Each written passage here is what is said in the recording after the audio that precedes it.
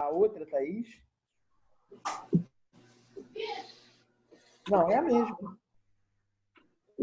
É a Thaís mesma. Nayara. Abre o vídeo. Thaís? Peraí, professora, eu estou botando o computador para carregar. Ah, tá bom, desculpa. Olha só, ontem nós disponibilizamos aí no grupo a ementa da matéria, tá certo? Essa matéria, o nome dela é Planejamento e Exercício Profissional. Nós temos uma carga horária semanal de 3 tempos, certo? E essa ementa, ela vai falar fundamentalmente sobre o Código de Ética, certo? Tá aqui, ó, Código de Ética e Disciplina, que vão definir os parâmetros da profissão, certo? E principalmente junto ao CAL, porque infelizmente ou felizmente a gente tem algumas normas que nem sempre são seguidas e que em determinadas ocasiões provoca muitos desajustes profissionalmente falando, tá? Quem já trabalha sabe disso. Que nós temos muitas canetinhas, entendeu? Muita gente que lesa o profissional sério. Então, nós vamos falar sobre a organização legal, administrativa, econômica, técnica, das empresas, dos autônomos, certo?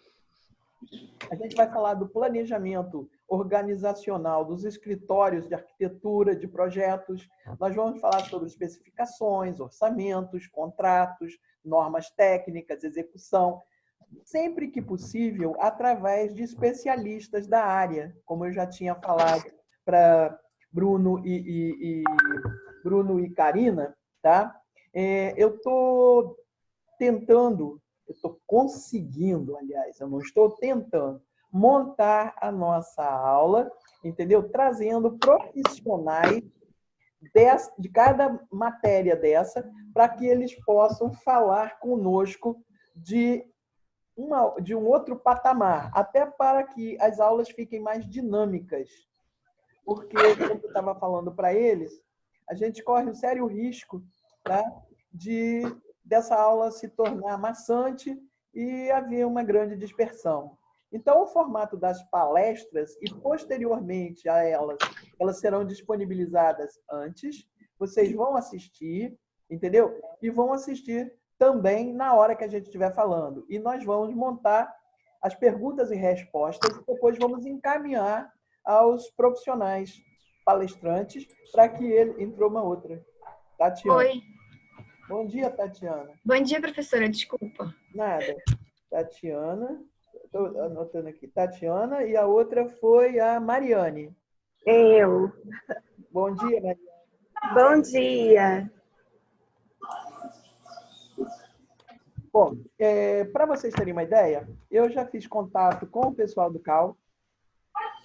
Eles vão falar sobre ética profissional, eles vão falar sobre organização de escritório de arquitetura, como é que você tramita dentro do CAL. Eles vão falar sobre tabela de honorários, porque isso é uma coisa que ficou meio dúbia para as pessoas. A tabela deles é muito alta. Não, olha só. É bom a gente dizer o seguinte. Você, quando começa a fazer um orçamento, uma proposta, né, para o cliente, você tem que considerar aquilo que é ideal. É claro que, em situações de crise, você vai adequando de acordo com a necessidade. Mas existem parâmetros dos quais você não pode abrir mão, porque senão você vai aviltar a nossa profissão e eu acho que não é isso que a gente quer. A gente tem que aprender a valorizar a nossa profissão. Você não vê um médico, entendeu, fazendo leilão das suas consultas. Você não vê um advogado, um dentista. Por que que o advogado, por que que o arquiteto tem que fazer? Porque as pessoas normalmente acham que não é uma coisa necessária ter um projeto, pois eu digo para vocês que é sim. Quem trabalha na área sabe que é fundamental para que você tenha um orçamento enxuto, para que você tenha um custo real, é necessário que você tenha um projeto muito bem desenvolvido, muito bem quantificado, muito bem especificado, para que não haja o que a gente vê, entendeu, acontecendo toda hora, que são os superfaturamentos. Por que que isso ocorre? Eu estou fazendo digamos assim, conversando sobre isso, e vou conversar rapidamente, porque isso os nossos especialistas vão falar. Eu só não consegui que eles falassem essa semana, porque foi uma coisa meio rápida, e eu tinha que entrar com, vamos dizer, o planejamento deles, certo? Mas o que vem acontecendo nos últimos tempos?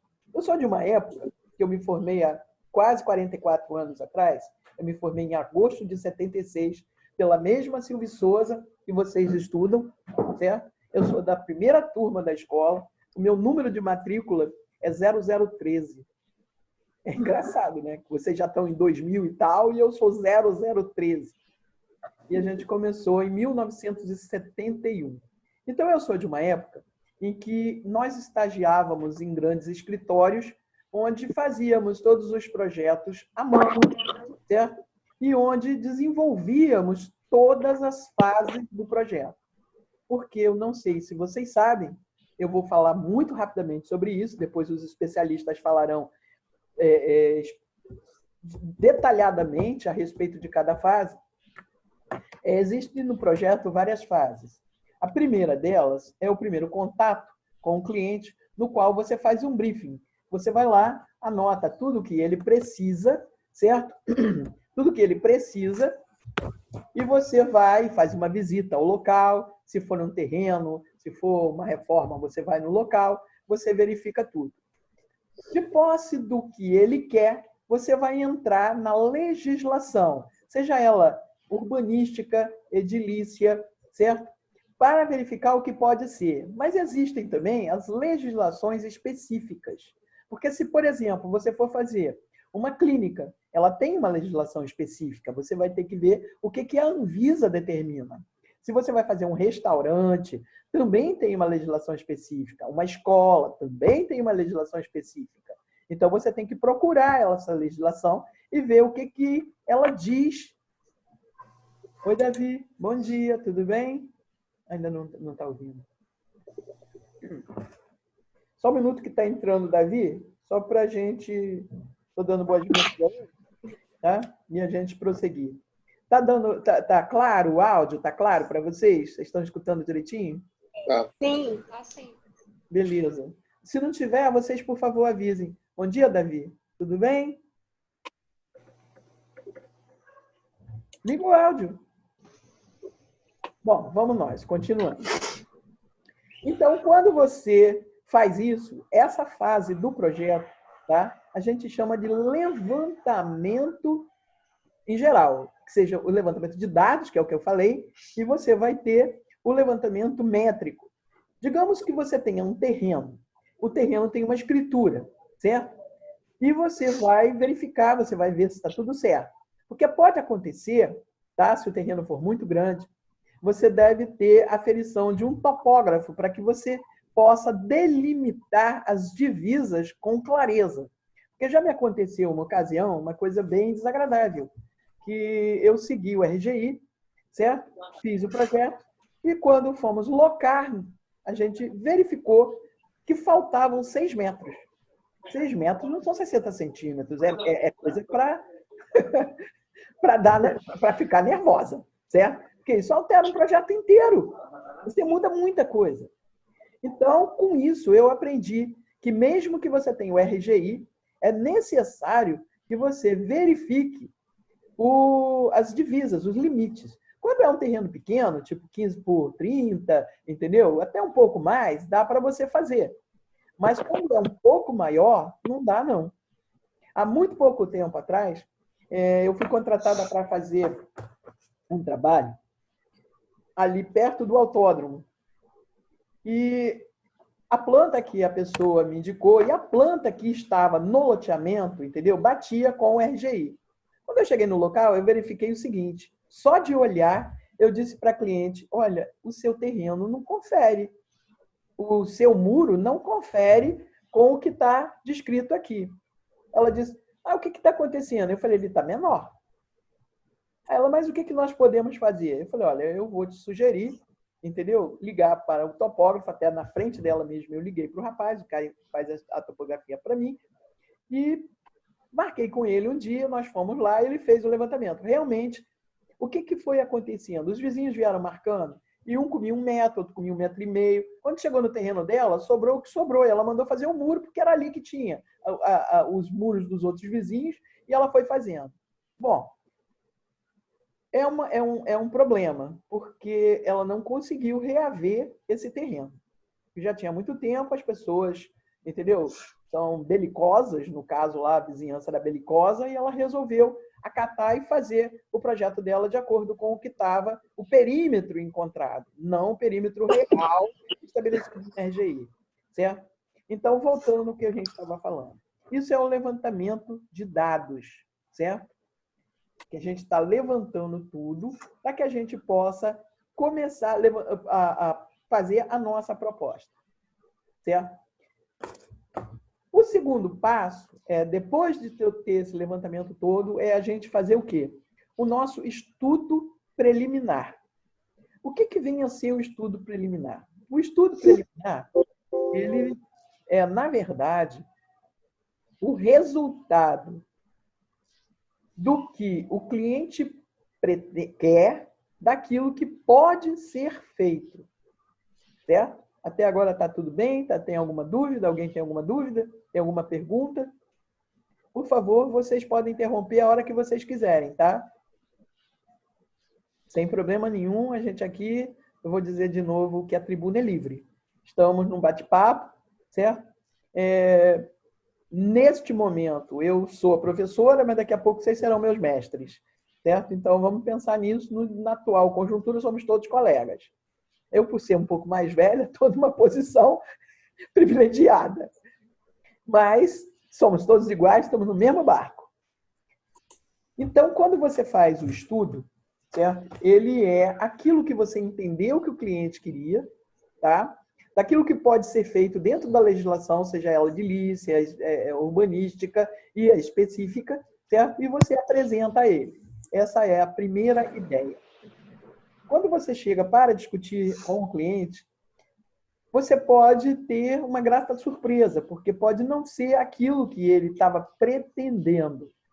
E aí são feitos os ajustes, para que a gente, então, chegue a um denominador comum. O segundo passo é pegar aquilo que foi acordado e fazer a segunda versão, certo?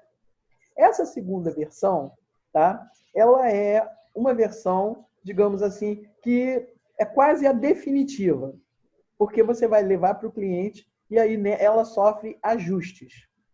Eu costumo dizer o seguinte, se você tiver mais de 3 estudos, isso não é muito bom, isso não é legal. Isso não deve acontecer. Porque o primeiro você imaginou, o segundo você ajustou e a terceira versão, entendeu? Ela vai sofrer ajustes só com aquilo que muda aqui, muda ali, muda aqui, muda ali, muda ali. Mas é pequenos ajustes. A partir daí, é enrolação. Me desculpa, mas o termo é esse. É que o cara não está sabendo o que ele quer. E isso implica pra caramba. Porque quando você termina o estudo, você vai partir para o anteprojeto. O que é o anteprojeto? O estudo é uma coisa que você faz, que você tem que ter a escala, você tem que estar com as medidas corretas, você tem que estar com tudo certo. Mas ela não foi estudada a fundo ainda, tá? Aí, quando você faz o anteprojeto, você passa aquilo rigorosamente na escala, você faz os ajustes. Porque nessa hora, você vai usar esse projeto para fazer a aprovação junto aos órgãos competentes. Vai mandar para os projetistas complementares. Quem são os projetistas complementares? É o calculista, é o cara que vai fazer hidrossanitário, é o cara que vai fazer a elétrica, certo? É o cara que vai fazer a lógica, é o cara que vai fazer toda a infraestrutura, né, em si. Então, nessa hora é que você manda para eles, para que eles possam começar a executar os projetos complementares.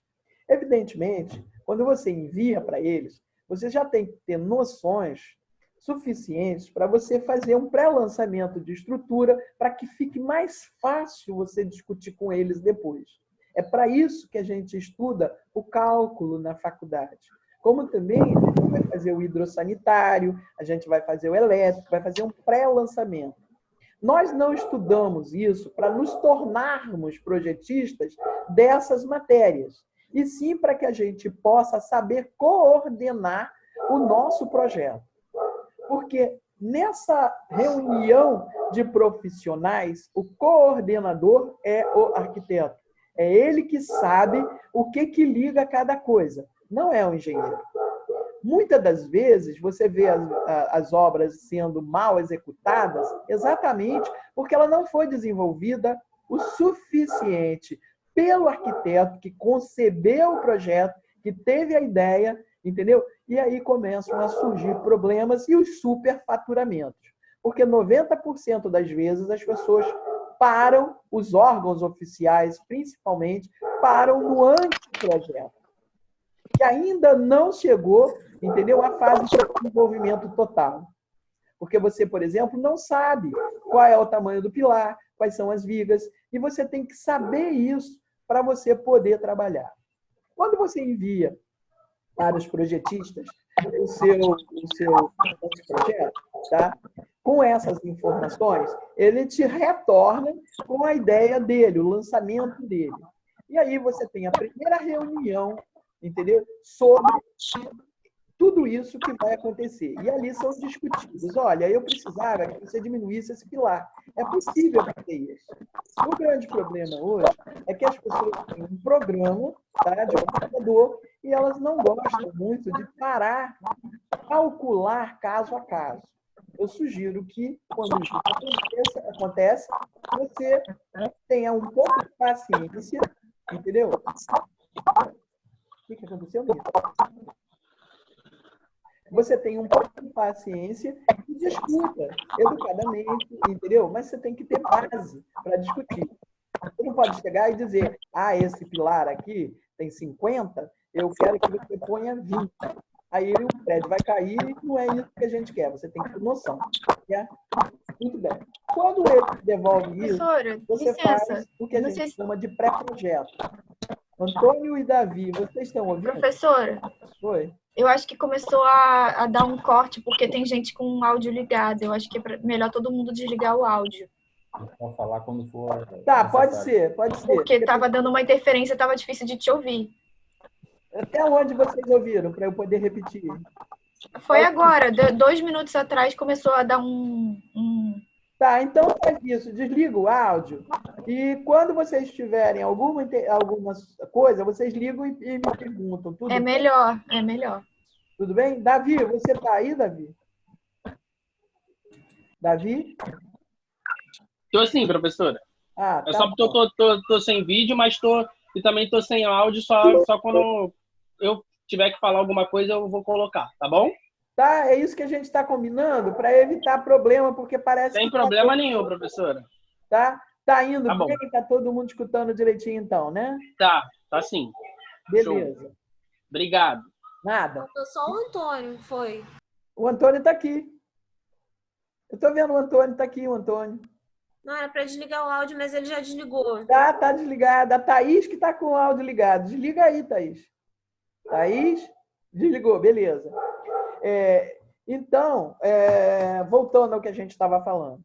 Quando o projetista devolve para você o lançamento dele, na sua primeira reunião, você já discutiu tudo, você vai fazer o seguinte, é um pré-projeto. Tá? Esse pré-projeto, ele antecede ao projeto final, tá certo? Que é como eu trabalho dessa maneira, certo? Eu estou falando da minha maneira de trabalhar. Eu vou fazer nesse pré-projeto, tá? Uma pré-compatibilização, porque nessa hora é que você começa a ver as interferências. Porque nós sabemos, por exemplo, que algumas coisas não podem mudar. Tipo, se você tem um vaso sanitário, ele vai ter que ser esgotado de alguma maneira, concorda? E ele vai interferir, certo? Dentro da sua estrutura, evidentemente. Por quê? Porque você tem um tubo que vai descer 100 milímetros, certo? E é um tubo enorme. Então, normalmente, você vai ver que tem uns dentinhos grandes, tem alguma coisa, porque não foi feita essa compatibilização. Você tem que saber que espessura vai ter a sua parede, para que caiba aquilo, porque você não pode furar uma viga. Você pode sim, na hora que você estiver fazendo o seu pré-projeto, você pode discutir com o seu calculista, entendeu? Os furos que você vai ter na viga para passagem de tubulação, para passagem de ar-condicionado, para uma série de coisas. Mas é só nessa hora. Depois não pode mais. Certo? Se você não faz isso, isso vai implicar no futuro, tá? Ou retrabalho ou aumento de custo. Porque você não previu todas essas coisas. Certo? Mas isso eu estou falando muito rapidamente, porque cada especialista vai falar da sua competência, da sua área de competência. Tá certo? Então, a gente falou rapidamente, tá, do projeto.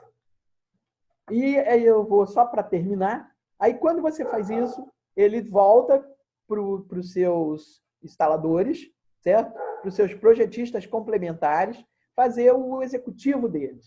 Eles mandam para você aquilo que foi conversado, que foi acordado, e você vai botar na sua execução.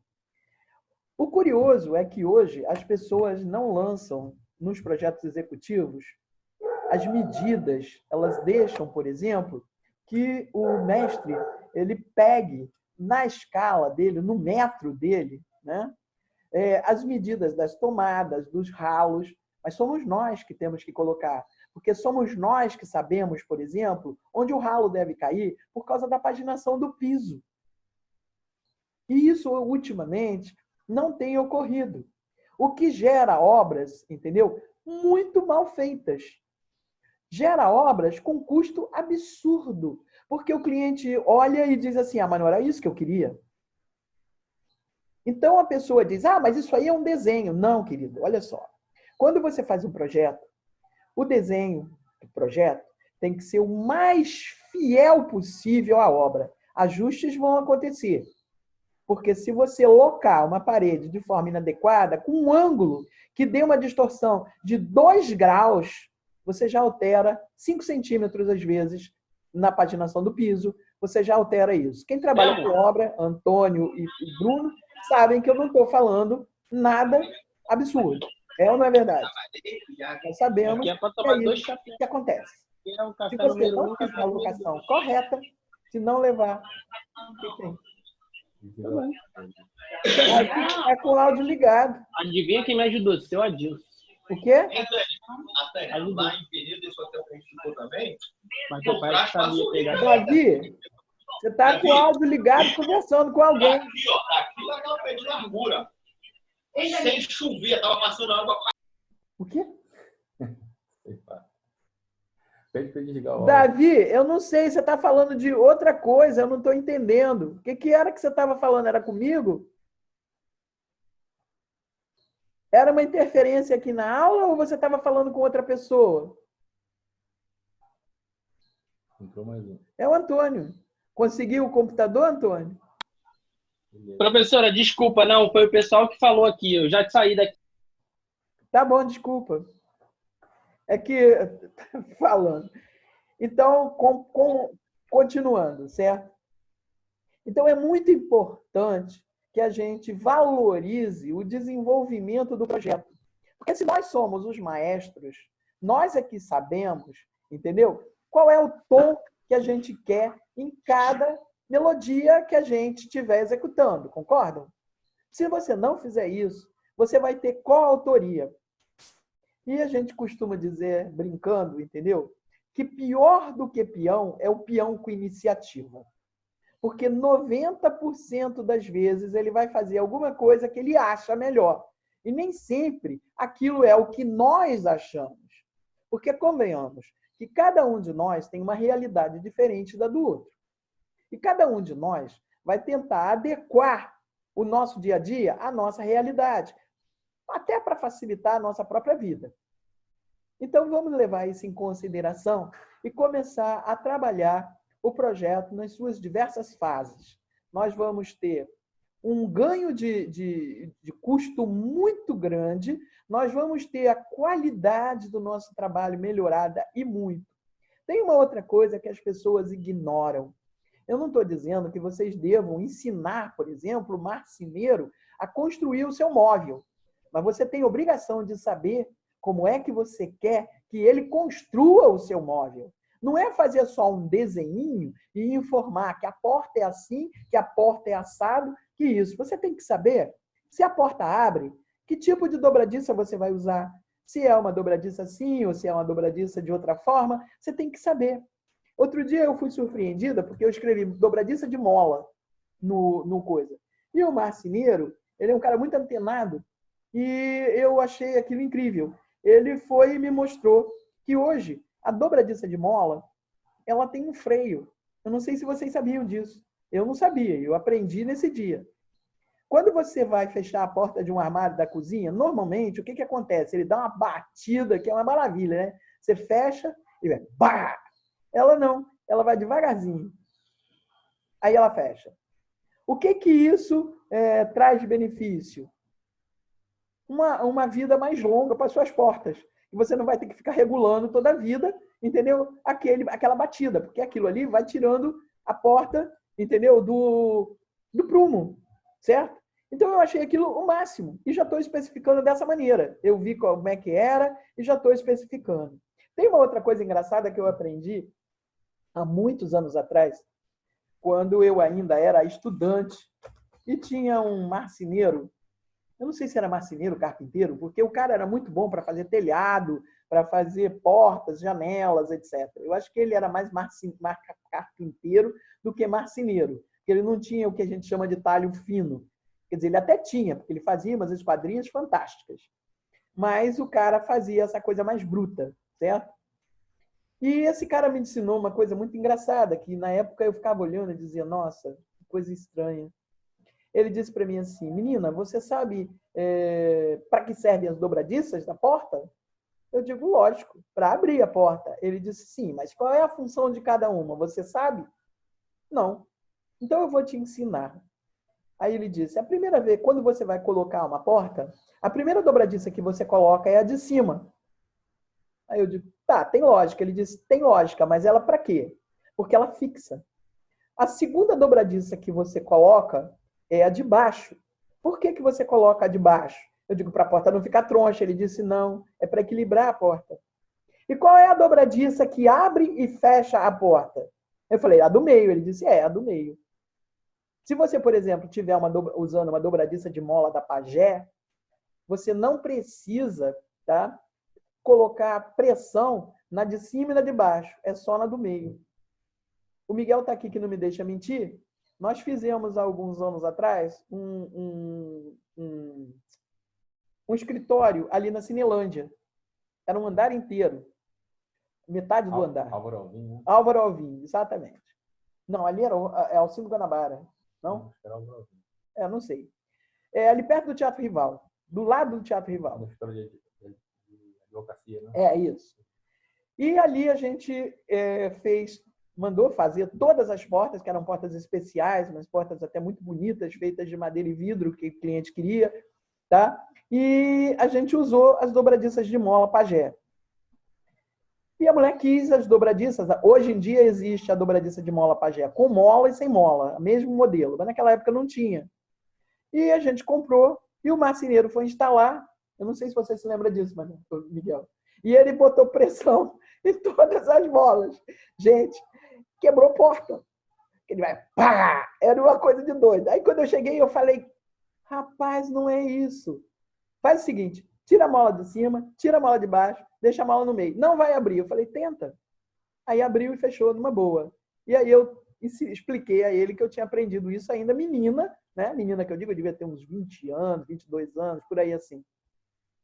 E nunca mais eu esqueci. Estou dando uma dica para vocês, porque eu acho que isso é no dia a dia. Claro que o Antônio e o Bruno já sabem disso, tá? Não preciso ficar me preocupando em passar determinadas coisas.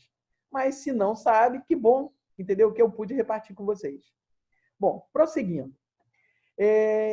Quando a gente fala de detalhe, eu já disse que a gente não vai, entendeu? Ensinar o marceneiro a executar o móvel. Por exemplo, o cara vai fazer uma gaveta. Quando eu comecei a trabalhar profissionalmente, o cara fazia a gaveta e fazia com malhete.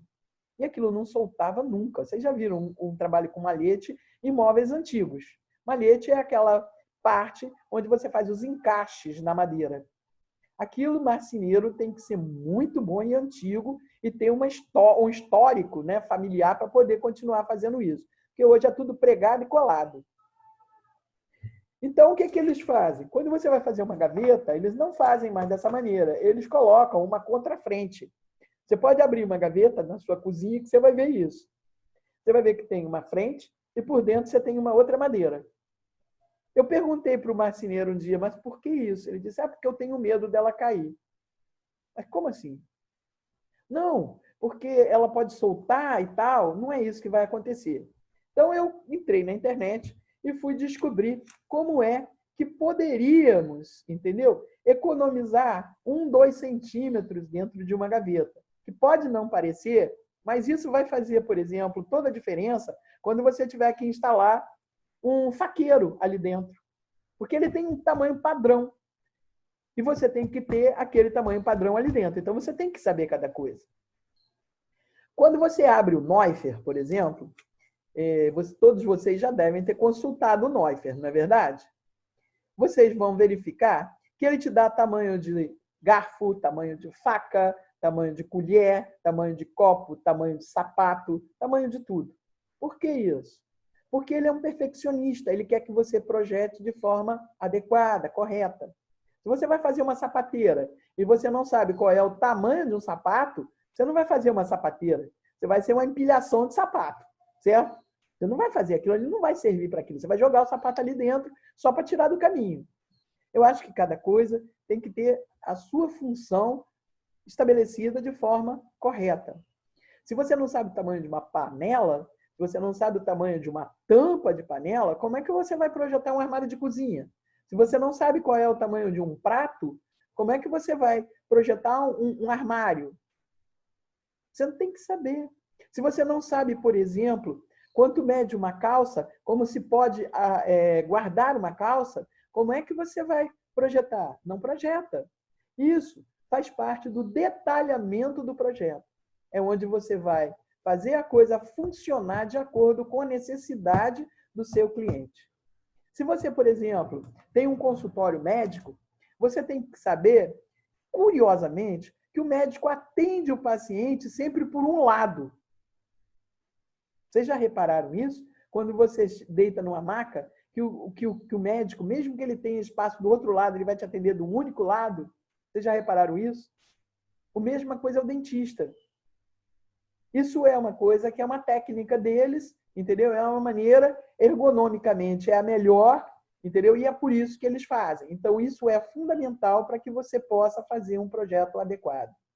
Por exemplo, quando você vai projetar uma sala de estar, você tem que saber que tamanho tem um sofá, o que as pessoas vão fazer ali. Porque se aquela pessoa, além de conversar, ela vai assistir TV, o sofá vai ter que ter um tamanho.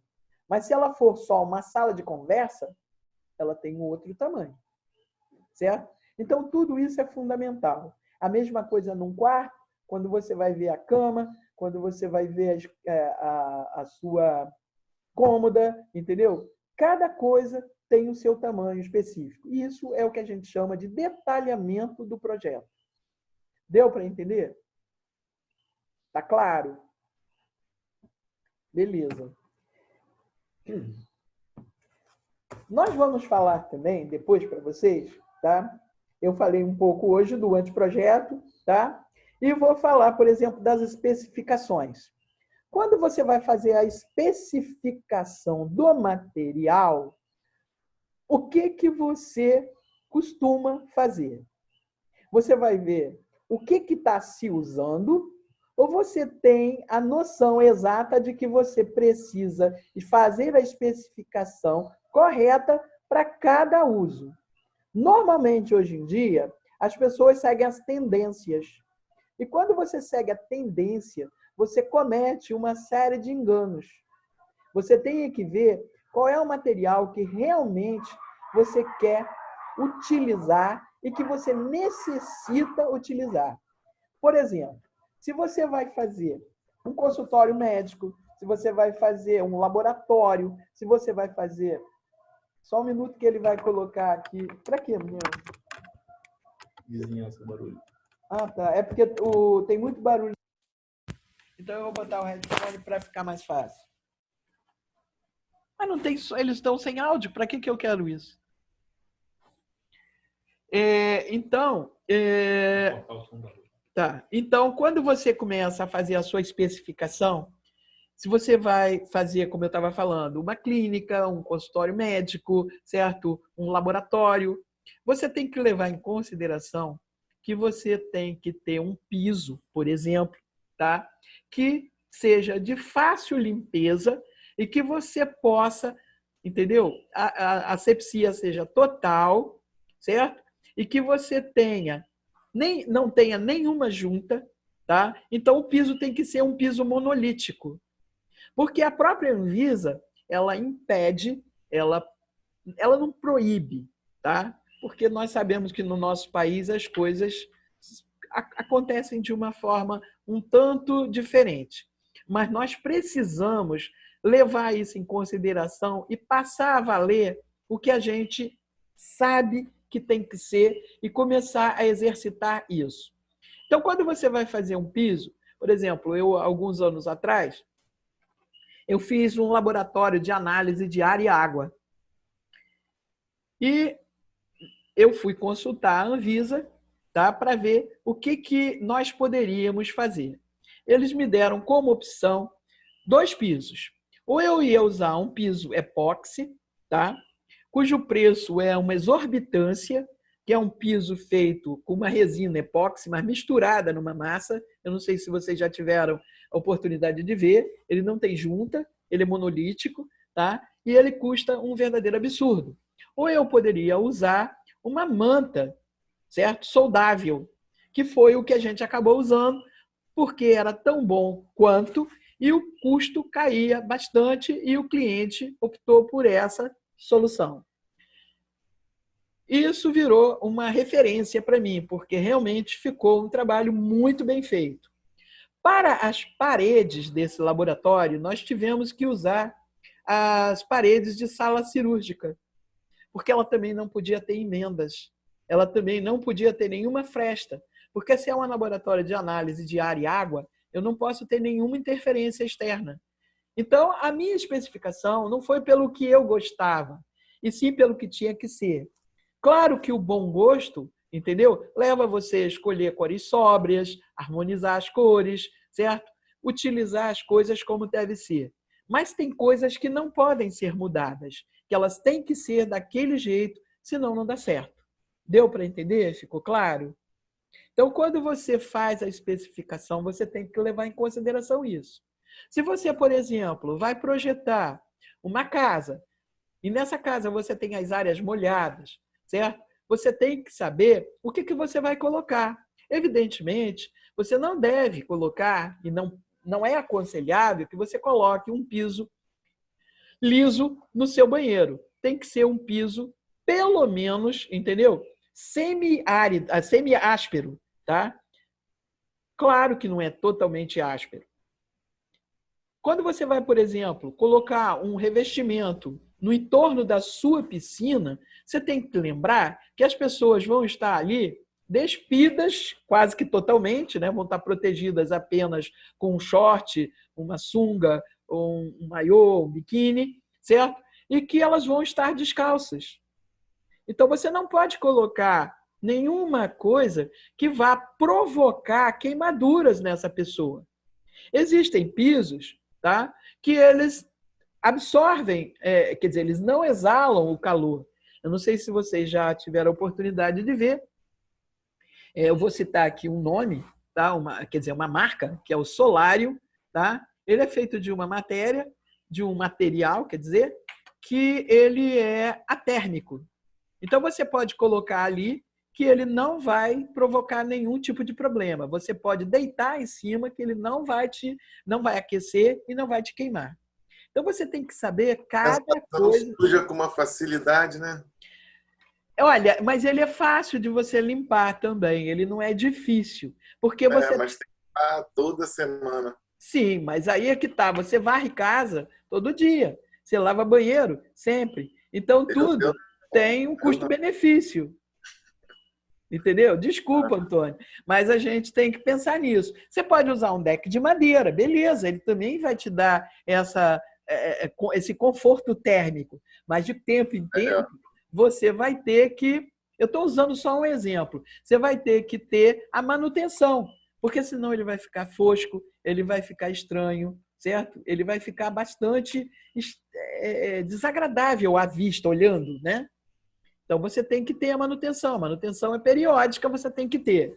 Por exemplo, quando você vai fazer uma cozinha, eu digo isso como dona de casa, eu digo isso como pessoa que está acostumada a cozinhar.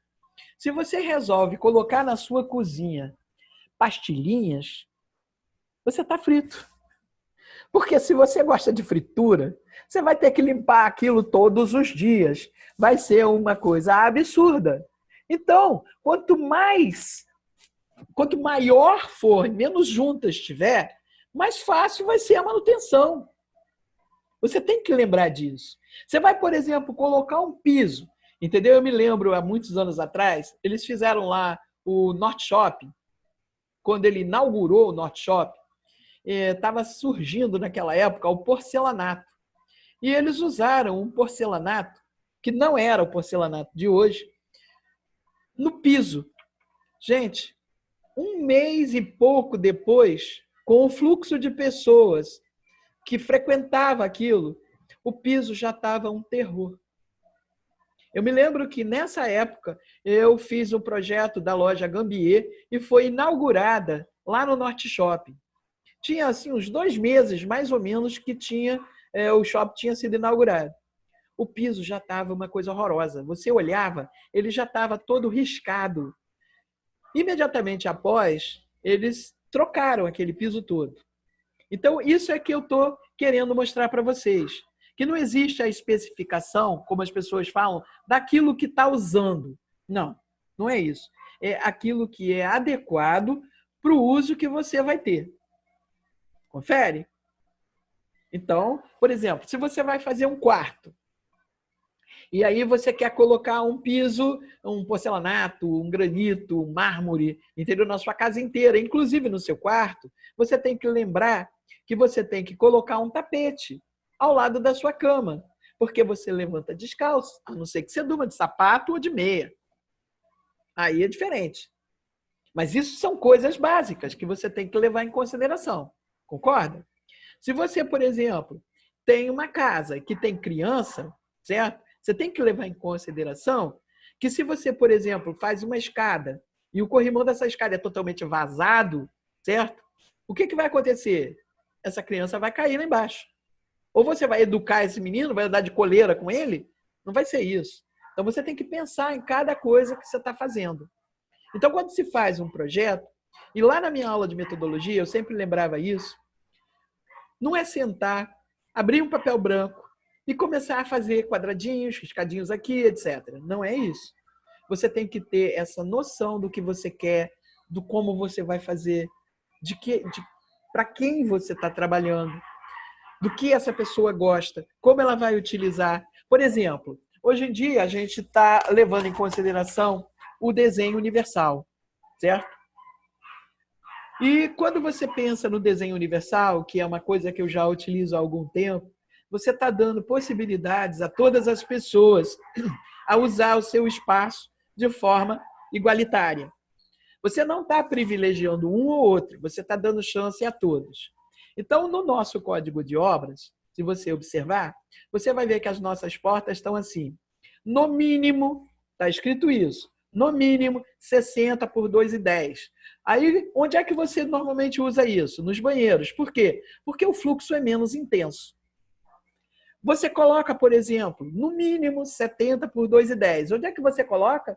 Nos quartos. Por quê? Porque o fluxo é médio. Porta de acesso, você coloca 80. Por quê? Porque você vai passar com coisas maiores e o fluxo é mais intenso. Certo? Tem mais possibilidades de pessoas de vários tamanhos, etc., acessar por ali. Mas nós sabemos que hoje isso está impossível. Se você tem uma porta de 80 e você compra, por exemplo, uma geladeira Bysider, ela não passa, a não ser que você tire a porta. Se você, por exemplo, compra, eu estou falando isso porque recentemente eu fiz uma reforma no Flamengo, tá? E a mulher comprou uma geladeira dessa, como comprou também um fogão Electrolux daquele de 2 fornos de 5 bocas. Eles não passaram na porta, nem tirando a porta.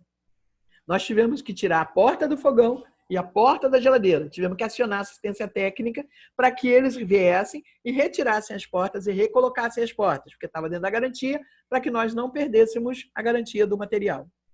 Então, isso já implica no seguinte: o mundo mudou, as pessoas caíram na real e verificaram, por exemplo, que você pode estar temporariamente impossibilitada, entendeu? De usar todas as suas funções. Digamos que você teve uma queda e quebrou uma perna e você tem que usar muleta. Pergunta se você passa de muleta numa porta de 60.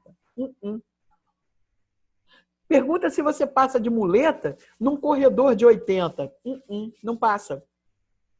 Porque se você olhar 90-50, você vai ver que o ângulo de abertura de uma muleta, ele chega a 90 centímetros. A não ser que você feche a coisa, mas como é que você vai andar? Vai ser estranho. Então, a gente começa a privilegiar o desenho universal. Isso vai dizer o quê? Que um corredor não pode ser menor do que 90. Que uma porta não pode ser menor do que 80. Que tamanho tem uma cadeira de rodas? Vocês já pararam para pensar?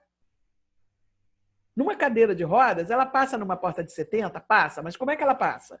Ela tem que ser uma cadeira menor e a pessoa não pode estar acionando. Ela pode ser uma cadeira elétrica, tudo bem que ela é até um pouco maior, ou você vai ter que dar um embalo e passar e depois você levar a mão de novo para você acionar o movimento. Então, a menor porta é 80. É a partir dali. Quando você faz por exemplo, algum lugar que tem reunião de público, até a própria escola, as portas das escolas, todas deveriam ter pelo menos 1,20 m. Ah, que exagero. Não, não é exagero. Digamos que tenha um sinistro, entendeu? Numa sala de aula ou fora da sala de aula e que você tenha que escapar. Como é que você passa 30 alunos numa porta única, pequena? Você não passa. O que vai acontecer? Você vai massacrar as pessoas. As pessoas vão cair e as outras, no afã de se salvar, pisoteiam aquelas. Isso é um problema muito grave. É por isso que a gente, hoje em dia, privilegia o desenho universal, entre outras coisas. Porque a população está envelhecendo. Eu, por exemplo, tenho 70 anos. Graças a Deus, eu estou... Entendeu? Eu posso andar, eu posso subir, eu posso fazer tudo. Eu não tenho limitações, por enquanto. Por enquanto. Mas eu tenho 70 anos, eu não tenho mais 20, eu não tenho mais 30. É porque eu sou um pouco abusada, então eu esqueço que eu tenho essa idade. A minha cabeça ainda nem debutou. Mas isso não quer dizer nada, isso sou eu. Porque, por exemplo, a mãe de vocês pode já ter mais limitações do que eu. Por N razões. Porque ela tem problema, ou porque a cabeça dela não é como a minha, entendeu? Que é mais ousada, que é mais abusada. Mas a gente tem que pensar nisso. Por exemplo, quando você faz, como eu estava falando, uma porta para uma escola, eu normalmente faço dessa maneira. Eu uso uma porta de 90 e coloco fixa do lado, com possibilidade de abertura, 30 centímetros, que quando eu abrir toda, eu vou ter o 1,20 m que eu estou falando. Outra coisa que é importantíssima, quando você faz uma circulação, quando as portas estiverem abertas, elas não podem ultrapassar o limite, tem que deixar livre 1,10 m de circulação.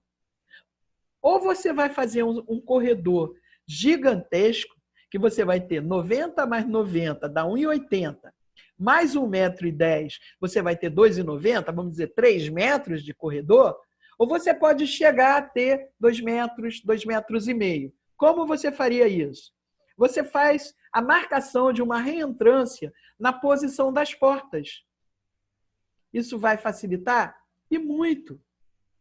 Porque você, por exemplo, recua, você cria ali alguma coisa, entendeu? Uma bancada, porque hoje a gente, quando dá aula, a gente tem equipamentos, certo? A gente tem uma série de coisas que vão nos dar apoio, certo? Ou você pode colocar ali o quadro, fazendo o acesso lateral, aí é projeto. Eu estou ensinando de uma maneira geral, tá? Como é que você pode usar as ferramentas a favor de vocês. Não é aula de projeto, mas como é uma aula de planejamento e exercício profissional, eu estou mostrando a vocês como é que você pode otimizar o seu trabalho, o seu projeto. Está dando para entender? Está todo mundo escutando direitinho? Está tudo bem aí? Posso continuar? Maravilha. Outra coisa que a gente vai falar, tá? Nós temos por obrigação conhecer as normas. Quando a gente vai trabalhar com arquitetura, a gente não precisa necessariamente decorá-las, mas nós temos que ter acesso contínuo a elas para evitar que a gente cometa alguns enganos. Eu estava falando agora de tudo isso, e isso aí está descrito onde? Na 90-50, tá certo? Que é uma coisa básica para o nosso projeto, levando em conta o desenho universal. Tem uma coisa que é muito simples, mas que 90% das pessoas desconhecem hoje, porque a partir do momento em que criou-se a ferramenta de desenho chamada CAD, que hoje já até está quase que em desuso, tá? Que hoje a gente usa o Revit, usa as plataformas BIM, que são mais precisas, que são diferentemente do CAD, que o CAD era, na minha época, a gente fazia o desenho a lápis e depois você cobria o desenho a tinta. O CAD é a nossa canetinha de antigamente, tá? Ele é basicamente isso. Ele é uma ferramenta de desenho. E, por exemplo, o Revit é uma ferramenta de construção. Quando você está usando, você não está só desenhando, você está montando aquilo que você vai fazer, que você vai levar para a sua obra, tá certo? Então, ali você detecta muito mais rapidamente os problemas todos. Mas o que eu quero falar é o seguinte, é que foram criadas layers, foram criadas algumas coisas que fizeram com que as pessoas passassem a não considerar a norma técnica de desenho. E você, quando pega alguns desenhos, quem trabalha com isso, que constrói, sabe que eu não estou mentindo, você vai ver que a ferramenta que deveria ser usada para melhorar a qualidade do trabalho, ela piora e muito. Porque as pessoas não sabem utilizá-la e elas acham que porque tem os bloquinhos, porque tem essas coisas todas, ela vai saber desenhar. Não, ela não sabe desenhar. Primeiro, ela tem que aprender a desenhar. É por isso que na faculdade a gente obriga o aluno a aprender a desenhar à mão. Porque se você não souber fazer o traço, você não sabe a intensidade que você deve dar na linha. Quando eu estudei, a gente desenhava tudo à mão, aliás, eu desenho ainda, tá? E me orgulho muito disso. A gente aprendia, por exemplo, entendeu? Qual era a intensidade de cada coisa. Por exemplo, se você fosse fazer uma estrutura de concreto, você sabe que o concreto é mais pesado, tá certo? Então, ele era o desenho mais forte. Se você olhar, isso está na norma. Mas eu garanto que vocês não sabem. Porque a norma está lá, mas ninguém consulta. Quando você vai fazer uma alvenaria, se é uma alvenaria de bloco de concreto, ela vai ser mais forte do que se for uma alvenaria de bloco cerâmico. Está na norma também. Está lá ensinando você. Se você aprende isso, o seu CAD vai ser muito mais bonito. Porque você vai dar essas nuances e você, quando olhar, o desenho está conversando com você. Hoje em dia, o desenho é chapado. O desenho não tem vida. O desenho não conversa. Então, nós temos que começar a aprender as ferramentas, a usar as ferramentas a nosso favor. Lúcia, oi. No Revit, isso é automático? O que, amigo? As espessuras de linha, quando você faz? A minha? Não, no Revit. Ah, sim. Esse é automático. É isso. Você tem lá as famílias, entendeu? E você importa bloco de concreto, aí tum. Bloco de tum. Entendeu? Você vai pegando e vai colocando. E o Revit, eu tenho que exercitar, porque o meu computador deu uma pifada, então eu dei uma parada. Porque eu não aprendi nunca o CAD, mas eu aprendi o Revit. Uhum. Porque aí a pessoa disse para mim o seguinte: para você vai ser muito fácil. Porque você não sabe o CAD, você não está viciada no CAD. O que acontece com aquela pessoa que aprendeu o CAD? Ela vai querer desenhar. E não é desenho, é construção. Essa é a diferença. Eu sou, assim, uma fã do Revit, porque eu vejo que ele me dá muitas possibilidades. Tem uma coisa que me encanta, que é o seguinte. Por exemplo, eu quero fazer um piso de granito. Aí eu vou lá na minha esqueci o nome que a gente dá. Na minha biblioteca, isso. E vejo, qual é o granito que eu quero usar? Eu quero usar esse granito aqui. Eu pego aquele granito e coloco no meu piso. Eu vou ter a sensação exata do que vai acontecer com ele. Aí você, claro, você aumenta para você, entendeu? Ver o que vai ser. Antigamente, sabe como nós trabalhávamos? Era uma coisa fantástica. Não é saudosismo, não. É só uma coisa para esclarecimento, tá? Que a gente achava ótimo. A gente tinha um jogo de espelhos que você fazia, por exemplo, um pedaço de espelho, tá? Você dividia ele em 4 partes. E aí você formava, depois você fechava numa caixa e você colocava em cima do piso. E você via o piso se produzindo como você queria. Era uma coisa linda. Isso é uma coisa que eu tenho e ainda uso até hoje, que eu acho mal barato. Entendeu? Não é saudosismo, eu estou falando sinceramente. É uma coisa que é sensacional. Você quer ter a sensação do que vai acontecer no seu piso? Isso é fácil de fazer. Você pega restos de espelho e faz. Entendeu? Fica simplesmente genial. Você tem a sensação exata do que vai acontecer. Antes até de você fazer a paginação. Aí você diz, nossa, isso não vai ficar bom. Aí você muda. Porque você pode botar ele a 45 graus, você pode brincar, é só você girar aquele quadrado em cima. Entendeu? Então eram coisas, eram recursos que nós tínhamos. Eu não sei, hoje vocês têm muito mais facilidade, certo? Mas nós não tínhamos. E a gente tinha que inventar essas coisas para que a gente pudesse trabalhar e trabalhar bem. E a gente trabalhava bem. Eu não estou sendo, como eu falei, saudosista. Eu não estou dizendo que hoje as coisas estão erradas, mas o que eu estou querendo dizer é o seguinte, que a facilidade, entendeu? Faz com que o sapo desaprenda a pular. Aí fica muito fácil. Um dia eu falei para o menino assim, olha, você tem que colocar um sofá aqui. Mas como eu vou colocar o sofá? Tem bloquinho? Falei, não tem bloquinho. Tem sofá na sua casa? Ele falou, tem. Falei, então, olha, o exercício de casa, isso faz muitos anos, foi numa aula de projeto, ainda lá em Bom Sucesso. Eu falei, então você vai me fazer um favor. Você vai medir o sofá da sua sala e você vai colocar o sofá em planta e vai fazer vista de frente, vista de lado, vista de fundo, todas as vistas. Poxa, professora, mas não posso fazer isso. Você vai fazer, você vai aprender porque você vai saber. O cara ficou fascinado. Aí tudo ele queria fazer dessa maneira.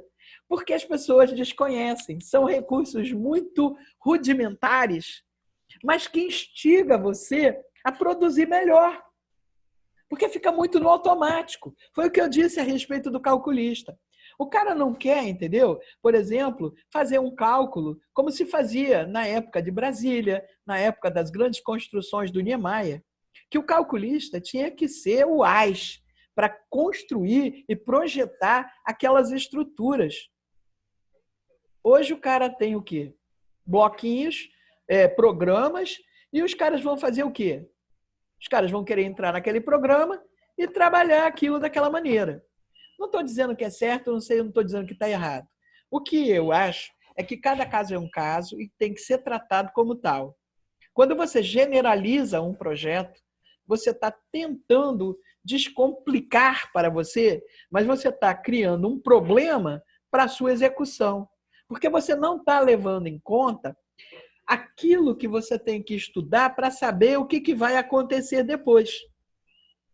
Por exemplo, quando você vai ver um banheiro, eu estou falando sempre do banheiro porque o banheiro tem um vaso sanitário, tá? Que se você tem um vaso sanitário com a saída vertical, que é a saída normal que você vê hoje, porque antigamente a saída era horizontal. Hoje, você continua tendo as saídas horizontais, que é uma coisa ótima quando você faz uma reforma. Por quê? Porque você pode levar o esgoto pela parede para onde você quiser. Você não precisa fazer aquelas elevações do piso. Mas muito pouca gente conhece esse tipo de equipamento, de vaso. Eu não sei se vocês já trabalharam com ele. Alguém já trabalhou? Já trabalhou, Antônio? Já trabalhou, Bruno? Já, mas agora está voltando uma moda também dos vasos que são suspensos, né? Eu tenho na minha casa, mas não funciona muito bem, não. Porque não foi feito o caimento adequado. Porque se você levar em A consideração... pressão, a descarga, ela não é tão... A descarga, você falou a descarga, é outra coisa. Eu estou falando de caimento de esgoto, entendeu? Sim, mas o esgoto também ele não funciona muito bem. Porque o vaso com a saída horizontal, ele tem ele tem tipo um caimento, assim, a bacia. Não. E eu não gosto muito. Pelo menos Não. o meu modelo. Pois é. Não, ele não é assim. Além disso, a sanitrite, não sei se vocês já ouviram falar na sanitrite. A sanitrite, ela fez um dispositivo que é muito interessante e que você, por exemplo, digamos que você tenha um trabalho, usei isso agora muito recentemente, num subsolo. E você tem um banheiro ali. Você precisa jogar esse esgoto para cima.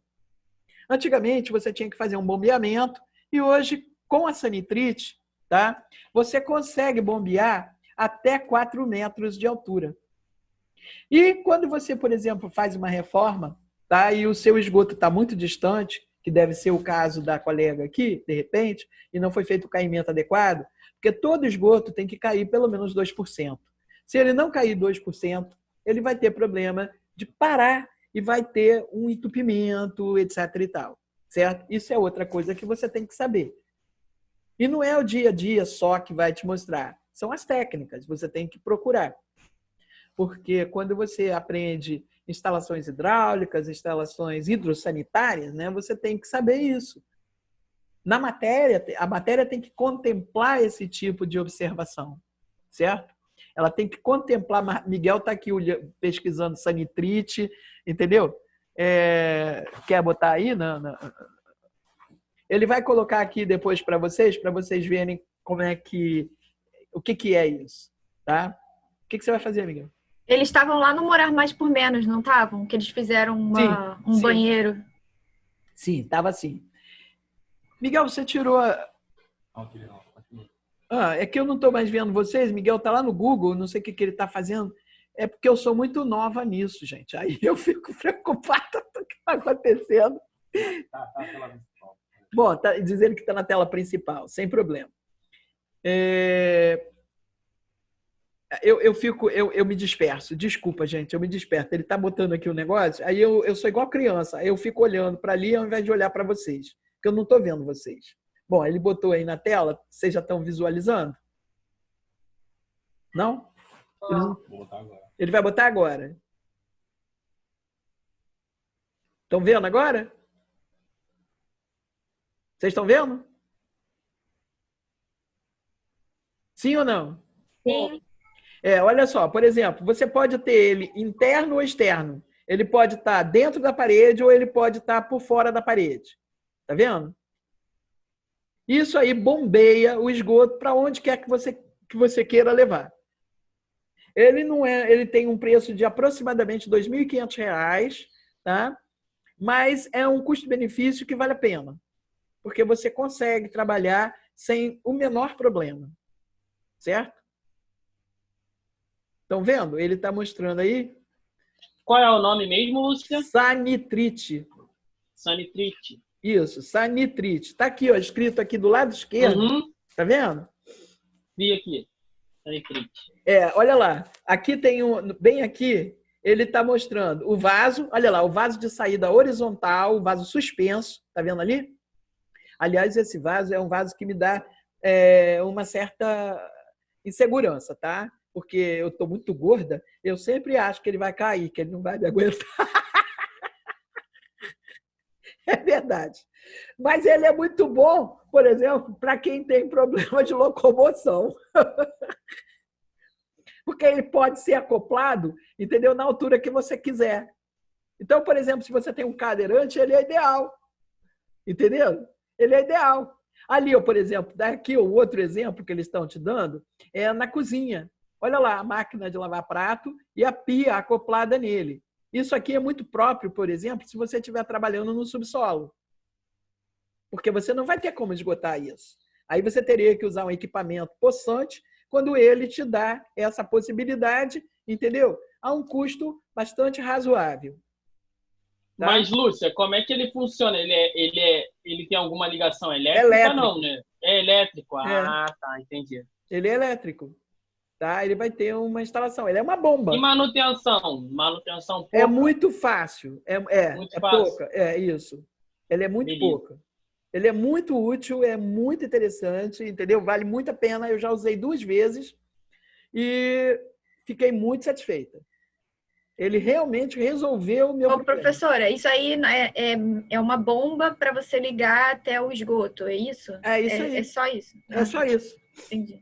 É uma Ele faz- bomba e um triturador, né? É uma bomba e um triturador. triturador, exatamente. Porque, por exemplo, ele tritura as fezes e ela passa uma pasta.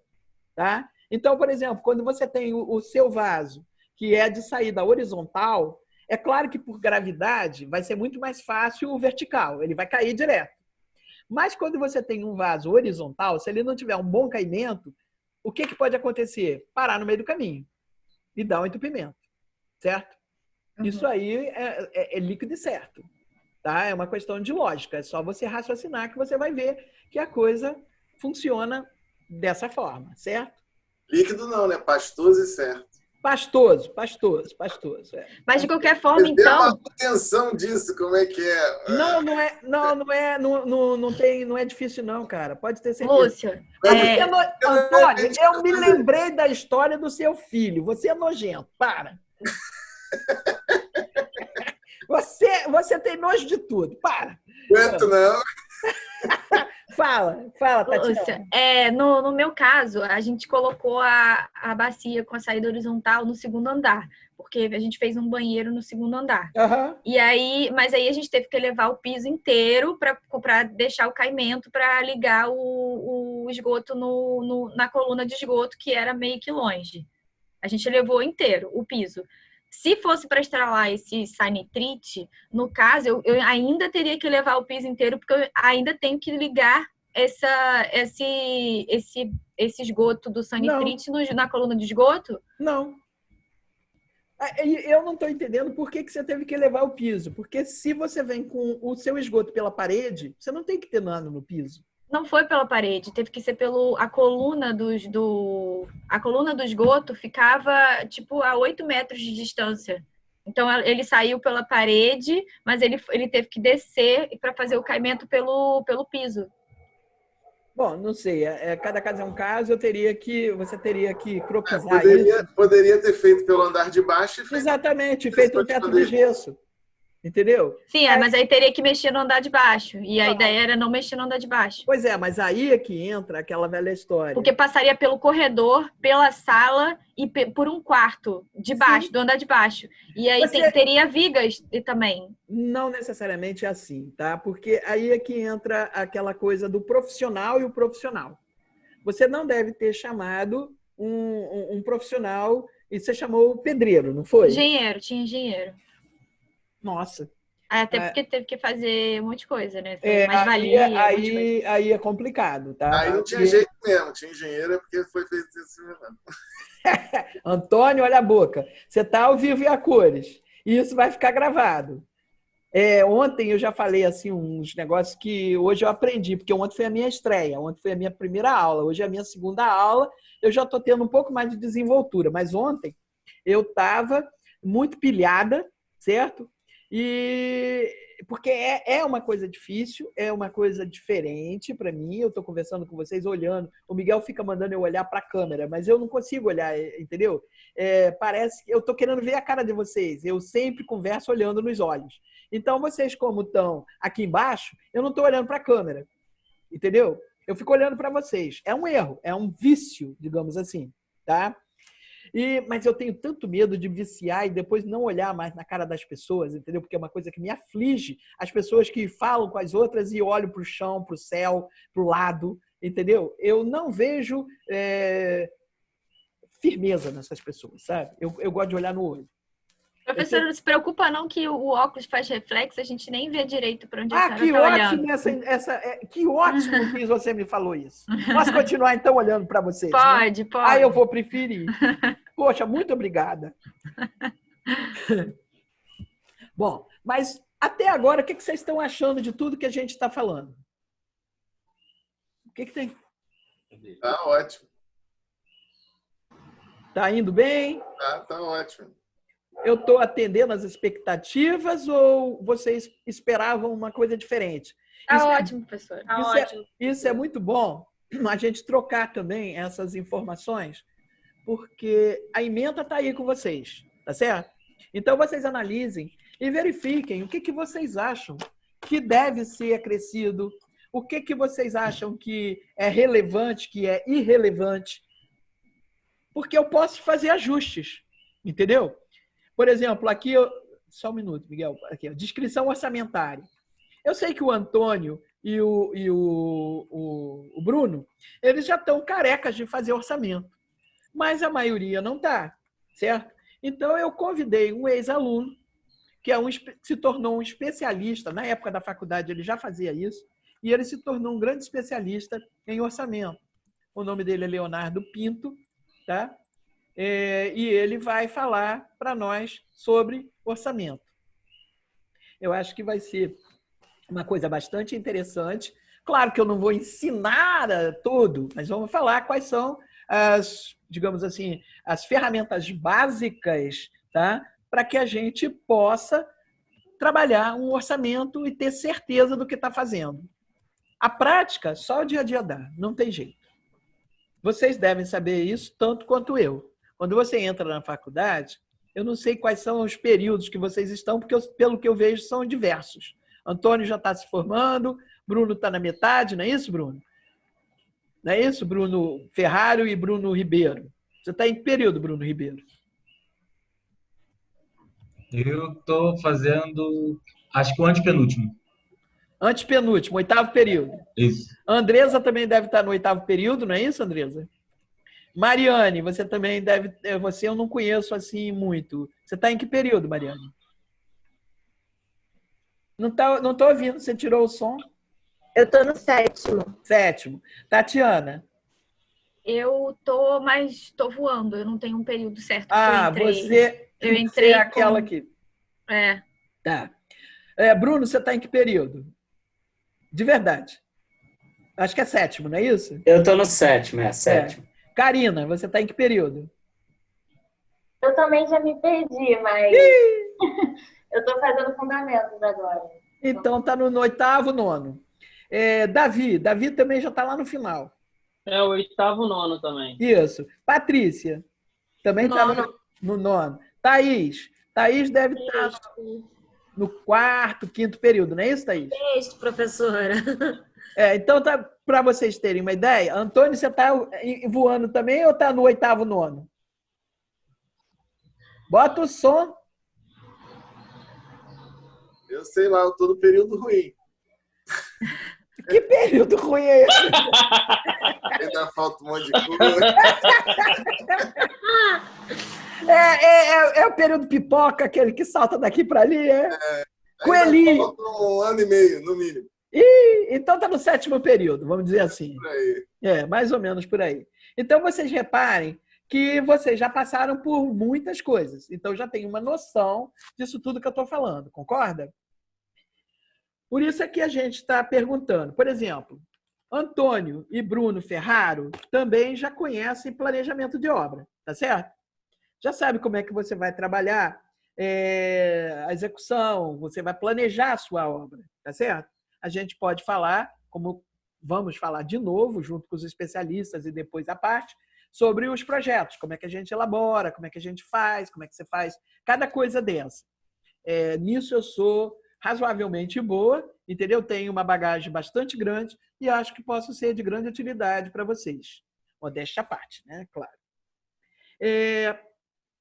Nós temos aqui, por exemplo, a legislação, certo?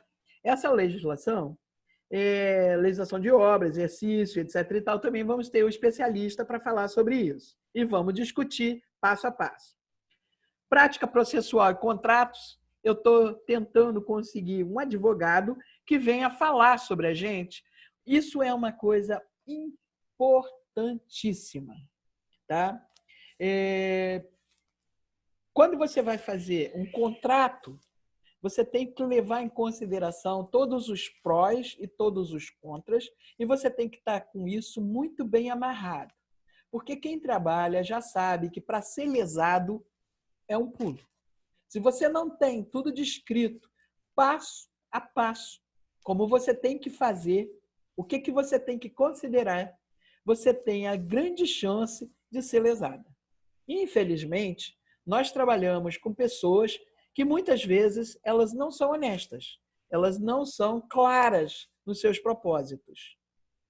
Elas, às vezes, já entram na coisa sabendo o que elas vão fazer. Por isso, você tem que estar calçado, para que você possa, entendeu? Ter o respaldo legal para você ser ressarcido pelo seu trabalho. Você ser pago, ser remunerado pelo seu trabalho. É evidente que você pode paralisar o trabalho em qualquer fase. Aí o pessoal do CAL vai te dizer melhor do que eu, tá? Porque eles têm o dia a dia e eles sabem como é que isso é feito. Por exemplo, eu posso ser contratada para fazer um projeto, mas no meio do caminho o cliente, por alguma razão, resolveu priorizar uma outra etapa. Isso já aconteceu comigo, com um cliente num terreno em Laranjeiras. O cliente comprou um terreno no leilão. Na ocasião, ele pagou 2 milhões pelo terreno, que foi um preço assim muito barato. Quando ele me falou, eu logo pensei, bom, esse projeto, esse terreno deve ter algum problema, porque na localização que ele pagar 2 milhões para um terreno de 1.500 metros quadrados em Laranjeiras, tem alguma coisa errada, tem alguma coisa que não bate. Mas tudo bem, vamos lá. Quando eu fui ao local, olhar o terreno, eu descobri o que era. Bom, primeiro, o terreno ele era absoluta, total e completamente acidentado. Para você fazer qualquer coisa ali, ou você aproveitava a declividade do terreno, ou você tinha que desbancar o terreno todo, criando grandes cortinas, levando em consideração que você tem uma construção em cima, que fica um terreno que tem na esquina, ali do lado, quando você desce naquele viaduto, que vai para a Laranjeira saindo do Santa Bárbara, o terreno que fica à sua direita, cheio de árvores, alguém já passou ali, já deve ter visto. E tem um condomínio lá em cima. Ali era a antiga empresa internacional de engenharia. E foi comprado o terreno e foi criado ali um loteamento de luxo. Certo? Eu logo olhei e falei, Jesus, esse negócio vai ter problema. Vamos fazer. A primeira coisa que a gente vai fazer, antes de qualquer coisa, a gente vai fazer um relatório do que pode ou não ser feito nesse terreno. Demorei exatos 2 meses e meio para concluir o relatório, porque eu tinha que fazer consulta a diversos órgãos. Por exemplo, Parques e Jardins, o Rio Carioca passava ali, então eu tinha que fazer Rio Águas. Tinham vários órgãos, entendeu? Até o metrô eu tive que consultar, por incrível que pareça, uma distância enorme, mas eu tive que consultar. E concluímos, então, mostramos para ele que aquilo que ele imaginava não podia ser feito. Porque ali, por exemplo, a CI do terreno dizia que você podia chegar a ter 9 andares. Só que a conclusão a que chegamos é que você não poderia ultrapassar 4 pavimentos e meio, não 9. Você tinha que ter um desmonte, que tinha uma rocha no meio. A gente pediu a ele para fazer uma sondagem do terreno. Ele fez a sondagem do terreno, um levantamento topográfico e a sondagem do terreno. Tinha uma rocha. E essa rocha tinha que ser desmontada a frio. Sabe quanto tempo demoraria para fazer isso? Uns 2 anos. O Miguel, aqui do meu lado, já fez um trabalho semelhante lá em Copacabana, num hotel. E ele confirmou que o prazo estava correto, que era isso mesmo. Eles também fizeram um desmonte a frio, o que é muito pior. Vocês sabem como é que faz um desmonte a frio? Serra de diamante. Com serra de diamante. Vocês já imaginaram? Aquilo quebra toda hora. E o custo é altíssimo. Quando a gente apresentou isso, tá? O cliente falou, não, vamos fazer. Eu mostrei, inclusive, quanto custaria para fazer esse tipo de intervenção, mas ele topou. Beleza. Fizemos o anteprojeto, demos entrada na prefeitura. E mesmo a gente tendo feito todas as consultas, o prazo para a aprovação desse projeto em todos os órgãos, pelos trâmites legais, demoraria cerca de 3 anos. Olha só o que ia acontecer. Ele só poderia começar a fazer o desmonte da rocha quando ele tivesse a aprovação do projeto. Então, ia demorar 5 anos e meio. Inviabilizou para ele. Ele, então, abortou a ideia, nos pagou pelo anteprojeto, foi dada a entrada, entendeu? O projeto está lá na prefeitura, certo? Mas ele vai priorizar outras coisas. Pode ser que um dia ele retome. Mas até lá, nada vai ser feito. Eu, quando fiz o meu contrato com ele, eu fiz para fazer o projeto inteiro. Mas ele podia parar em qualquer parte. Ele parou e me ressarciu até ali, certo? Me pagou direitinho, bonitinho, excelente cliente, ficou meu amigo. E nós paralisamos. Então, é só para vocês terem uma ideia do que pode ser feito. Mas isso estava escrito, isso estava acordado. Então, não tinha dúvida. Antigamente se dizia que, entendeu? Você confiava no fio do bigode. Hoje em dia você não deve. Não deve confiar no fio do bigode. Porque tem muita gente que faz depilação e você não tem mais bigode. Então, é um negócio problemático. Então, amigo, eu costumo dizer o seguinte: palavras o vento leva. As pessoas esquecem. O que está escrito foi gravado ali no papel, ou seja lá no que for, e está ali e vai ficar para sempre. Porque nem se você deletar, você pode ter cópia, você guardou na nuvem, entendeu? Então, está ali. Você tem como provar aquilo. Para isso, só tem uma pessoa capaz de te assessorar, que é um advogado. Quando um cliente, por exemplo, vai comprar um terreno, ele ignora, entendeu? A ajuda do arquiteto. Quando devia estar junto, formando uma equipe multidisciplinar. Porque para você adquirir um terreno, você tem que ter o advogado para saber se a papelada está correta. E você tem que ter um arquiteto, entendeu? Para que ele possa exatamente fazer esse relatório que eu fiz. Porque pode acontecer, e eu já vi acontecer, do terreno do lado da rua poder ser feito uma coisa, está na legislação, e do outro lado da rua não poder mais. Vocês sabem disso. Quem trabalha com isso sabe que isso pode acontecer. Ali em Ipanema, na Barão da Torre, tem um caso típico desse. No meio da rua tem um limite. Do lado esquerdo, você descendo em relação ao Jardim de Alá, do lado direito você pode construir um hotel. Do lado esquerdo você não pode. Agora, qual é a lógica? Não sei. Entendeu? São coisas da legislação que eu nunca parei para exatamente entender a fundo, certo? Então é isso que eu acho que a gente tem que levar em consideração. Tá certo? Nós vamos falar também um pouco do financiamento das habitações. Aqui ele fala do sistema financeiro da habitação. Isso é bem antigo, porque hoje nós sabemos que você, quando vai pedir um empréstimo, um financiamento, os bancos particulares também trabalham com isso. E a gente vai entender o que a gente precisa. Ficou bem claro para vocês toda a nossa matéria, como é que a gente vai trabalhar? Vocês têm alguma dúvida? Têm alguma sugestão? O que vocês acham de cada tópico desse? Eu gostaria de ouvir um pouco o que vocês têm a falar. Eu tenho uma sugestão. Pois não. De que a gente sempre faça assim, mesmo que depois que passe essa pandemia aí, essas aulas online são muito mais fáceis, né? E eu acho que não perde qualidade. Não sei a opinião dos outros. Mas nesse caso. Nem todas as matérias, entendeu? São passíveis de serem ministradas dessa maneira. Por exemplo, quando você faz um projeto, o projeto requer que você trabalhe tete a tete.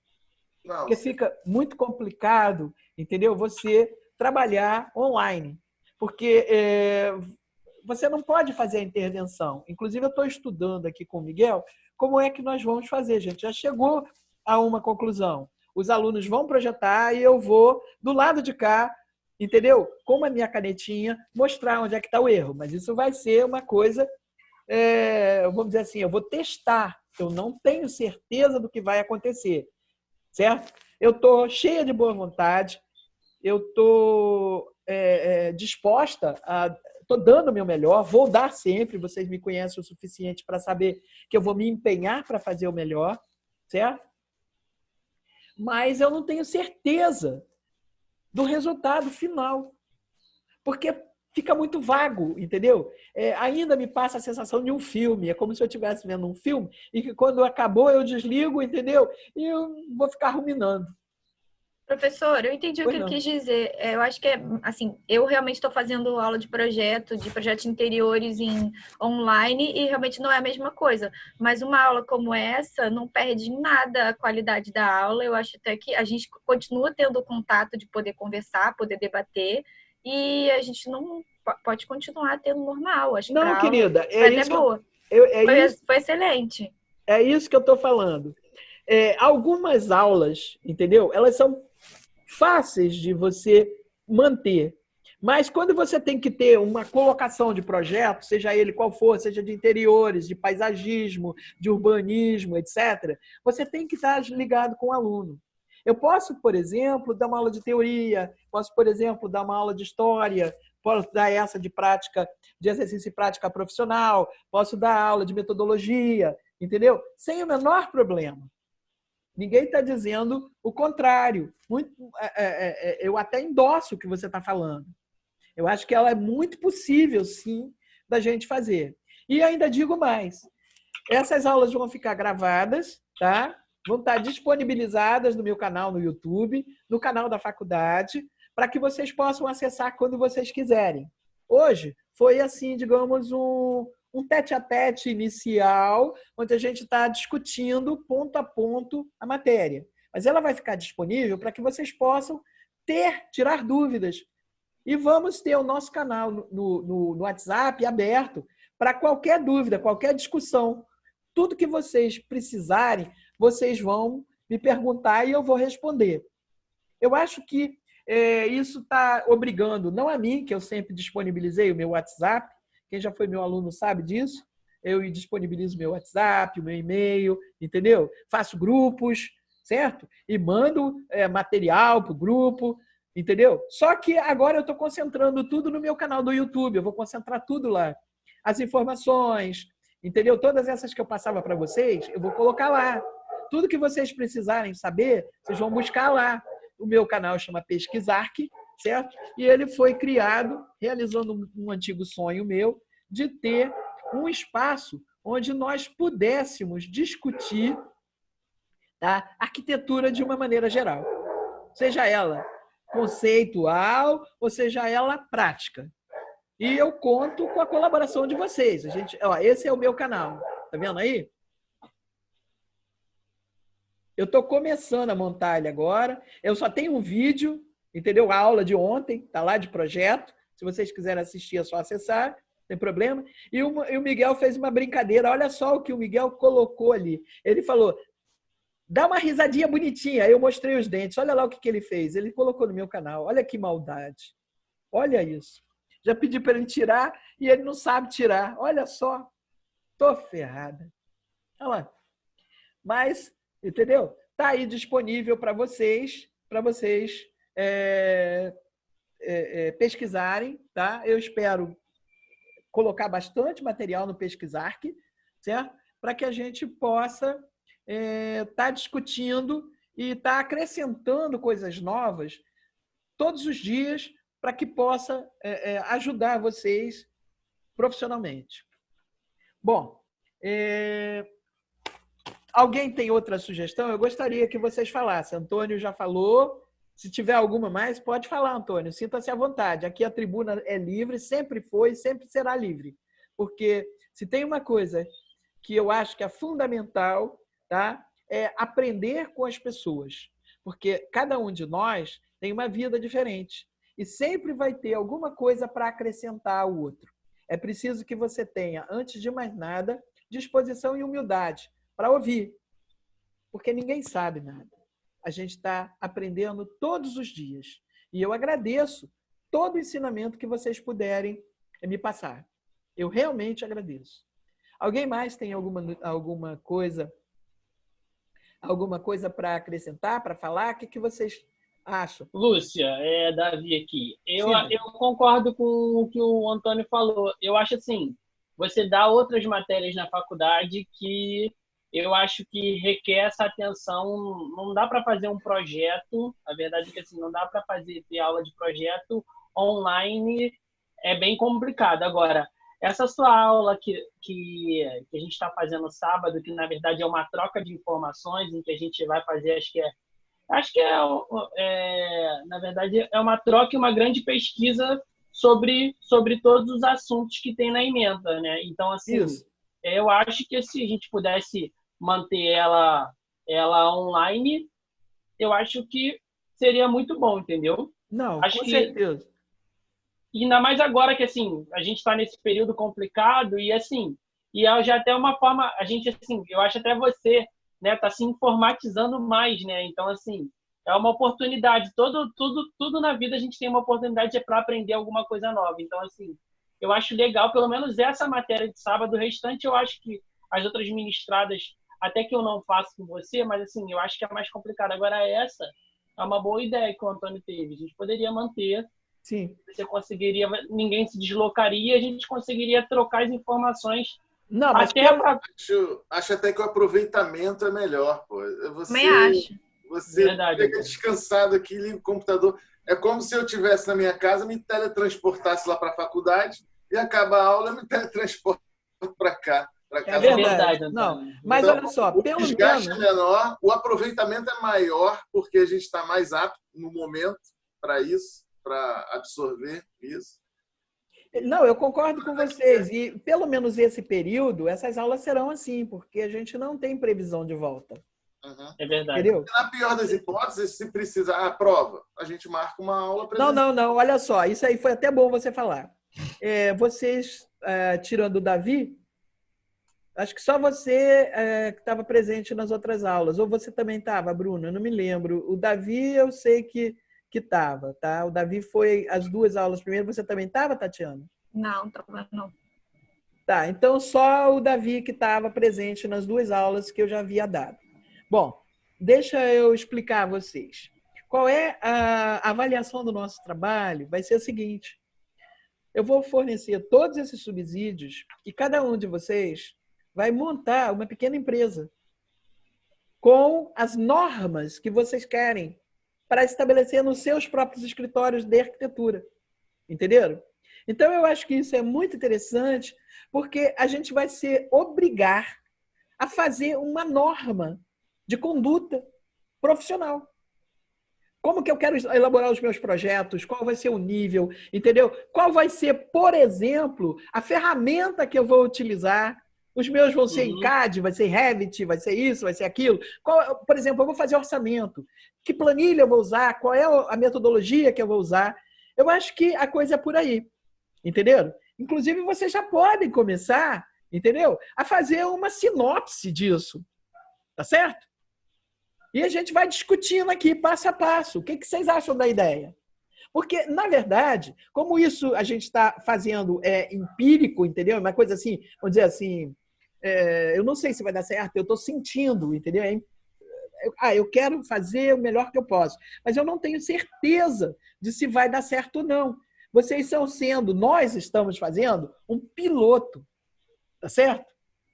Ajustes vão ter que acontecer, evidentemente. Se nós prosseguirmos nos outros períodos, tá, ministrando a aula dessa maneira, eu vou ter que pensar nos ajustes que tem que ser feito. O que funcionou, o que não funcionou. E vocês vão me dar esse respaldo.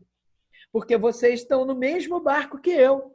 Se nós remarmos para diferentes direções, sabe o que vai acontecer? O barco vai rodar e a gente vai se afogar.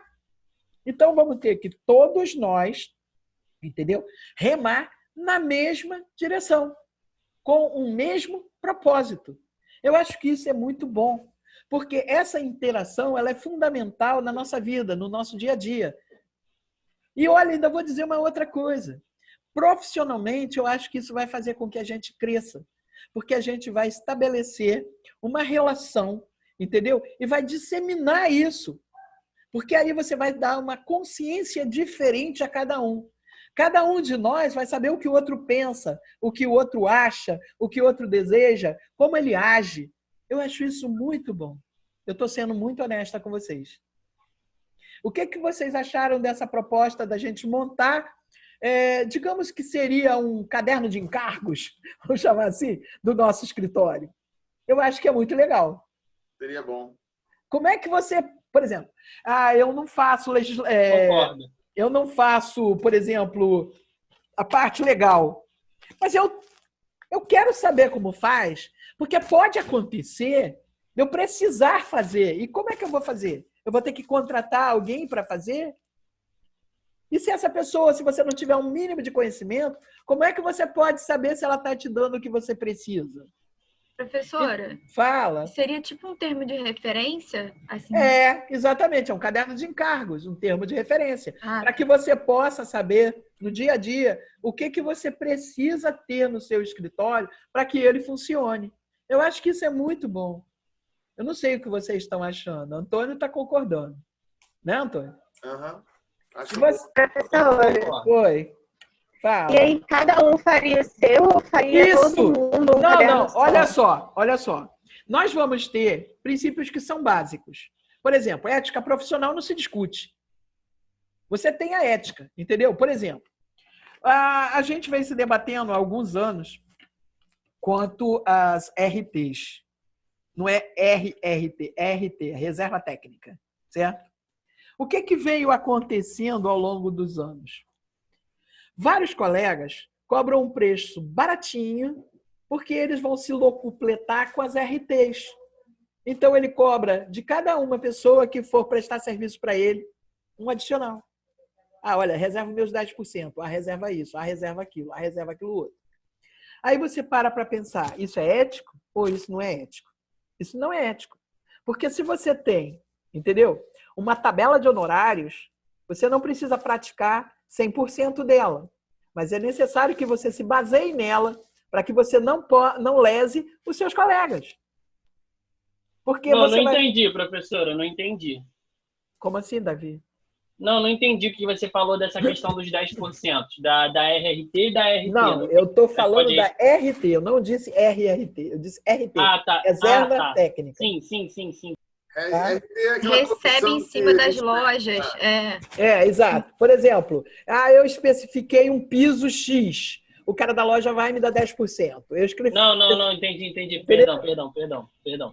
Então, eu não estou dizendo que você não deva fazer, não é isso que eu estou falando. Eu estou dizendo que você não deve exatamente, e o CREA, inclusive, o CAL, inclusive, ele vem sancionando as pessoas que utilizam essa prática. Porque o negócio virou escândalo, entendeu? Ficou um negócio escandaloso. Você vê aí grandes escritórios que eles não te cobram nada, porque eles sabem que eles vão ganhar por fora. E aí você que tem uma ética e que você não aceita isso, você cobra o seu projeto, por mais barato que seja, ainda vai ser caro porque o dele não custou nada. Entenderam como é que é? Aí, por exemplo, quando você pensa nisso, vocês vão ver que pela tabela do CAL, tá? Você vai ver que, por exemplo, um projeto, ele gira em torno de 5, 6% do valor total da obra. Aí o cara vai e faz o seguinte, ele não cobra o projeto, mas ele cobra 25% de taxa de administração. Ele já embutiu lá. Aí o cliente acha que não está pagando o projeto. Ele está pagando o projeto. Mas isso é desonesto. É isso que o CAL vai falar para vocês, entre outras coisas. Entenderam? Quem trabalha com construtora sabe que isso é muito normal acontecer. É ou não é verdade? Você embute ali. Aí você diz que não está cobrando o projeto. Você está cobrando o projeto. O que você está fazendo de uma forma velada? Ô, Lúcio, isso aí eu chamo de propina. Isso eu acho totalmente errado. Isso eu não aceito. Exatamente. Bruno, você já fez orçamento para mim. Alguma vez eu te pedi alguma coisa? Não, nunca. E também se pedisse, eu nunca mais iria fazer para você. Exatamente. Sou muito assim. Eu não faço isso. Eu acho absolutamente desonesto, entendeu? O meu valor é tal. Você quer pagar, você paga. Se não quer pagar, você contrata um outro. Ô, Lúcio, aconteceu isso comigo com um gerente de engenharia lá do Hospital Espanhol, ali na Rua do Riachuelo. O cara queria propina, eu mandei ele para aquele lugar e fui embora. Pois é. O cara é funcionário do hospital, ainda queria um dinheiro para poder Exatamente. Isso já me aconteceu inúmeras vezes. Inúmeras vezes. Eu fui fazer um condomínio ali em Copacabana, perto ali do Forte Copacabana. E aí eu fui indicada por uns amigos, fui lá. E o síndico, muito simpático e tal. E eu tinha um escritório nessa época lá no Marquês do Herval. E o cara falou assim, eu te dou uma carona para o centro da cidade, porque eu estou indo para lá, eu vou parar no Menezes Cortes e eu te levo até lá. Eu falei, beleza, sem problema. Saímos da reunião. Aí eu descobri o que o cara queria. Na verdade, o cara virou para mim e falou o seguinte, olha, quando você fizer a sua proposta, não esqueça de colocar 30% para mim. Eu falei, como é que é? Porque se você não fizer isso, eu vou inviabilizar a sua proposta. Aí eu falei assim, olha, você não precisa inviabilizar não. Sabe por quê? Porque eu não vou fazer. Eu não vou mandar. Eu agradeço. Vou escrever uma carta agradecendo e dizendo que, infelizmente, surgiu um empecilho e eu não posso fazer o trabalho. E assim eu fiz. Cara, na cara de pau, o cara quis me dar carona para o centro da cidade exatamente para me achacar no aterro do Flamengo. Olha só que absurdo. Sabe? E assim foi. Teve uma outra ocasião que a gente estava fazendo uma parte hotel em Búzios. Um trabalho muito interessante. Aí a secretária da tal firma que nos contratou para fazer o projeto, ela telefonou para mim e disse assim, o meu irmão fornece boxes de alumínio, boxes não sei o que e tal. Ele poderia, esquadrias, ele poderia participar da licitação. Eu falei, olha, a licitação vai ter um caderno, entendeu? Se ele tiver dentro das coordenadas, tudo bem. Bom, o cara foi lá no escritório, era um negócio grande, que daria um dinheiro muito alto realmente. E aí o cara pediu uma entrevista, eu atendi, cheguei no escritório, e ele já estava até me esperando, e o cara começou a conversar, muito simpático, muito falante, etc e tal. E quando eu fui embora, ele falou assim, aqui é um pequeno presente para você. Aí eu já fiquei meio grilada. Falei, não precisa. Ele disse, não, mas isso faz parte da firma e tal, não sei o quê. Quando eu abri, vocês não vão acreditar, gente. Era a chave de um carro com documento de um Escort XR3. É sério. Amigo, o cara desceu pelo elevador e eu desci pela escada. Que nem uma biruta. Quando o cara saltou do elevador, eu já estava na frente dele.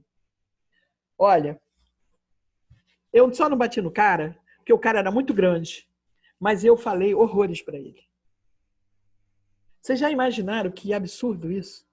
O cara estava me comprando. Mas o XR3 não era da cor que você queria? Pois é, não era da cor que eu queria.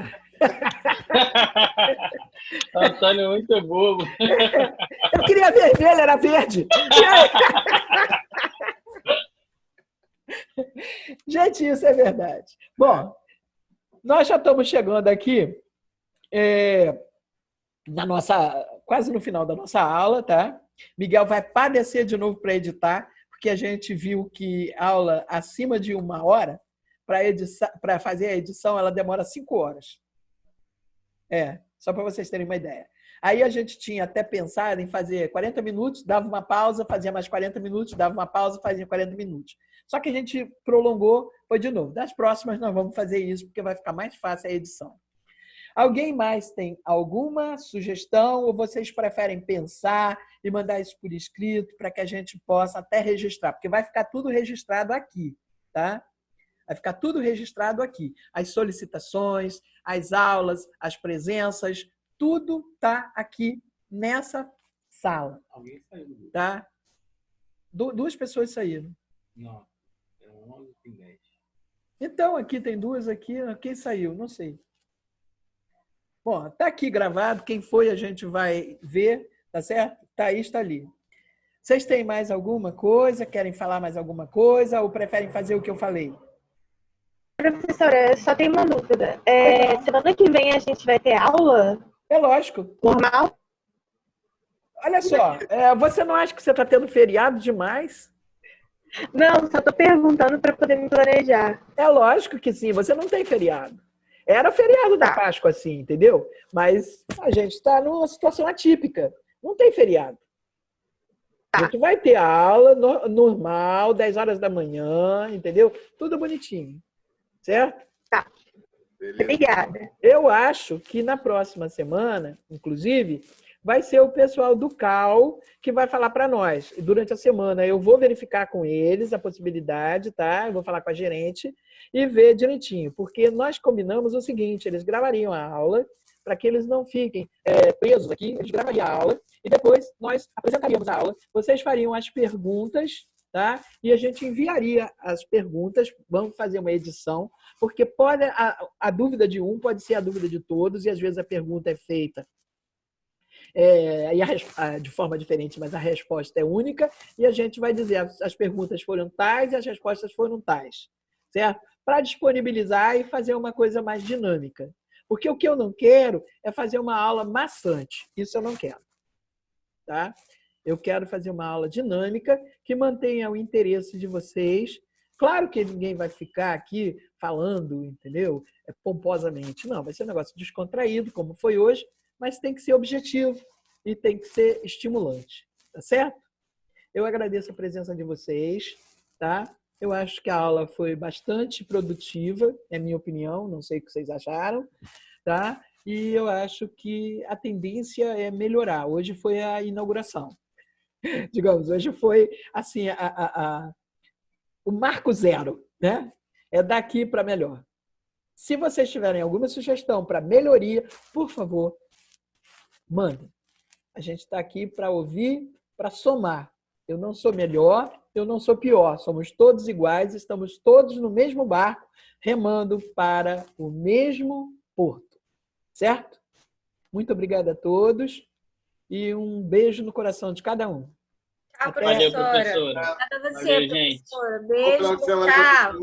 Valeu, galera. Tchau, tchau. Tchau. Tchau, pessoal. Valeu.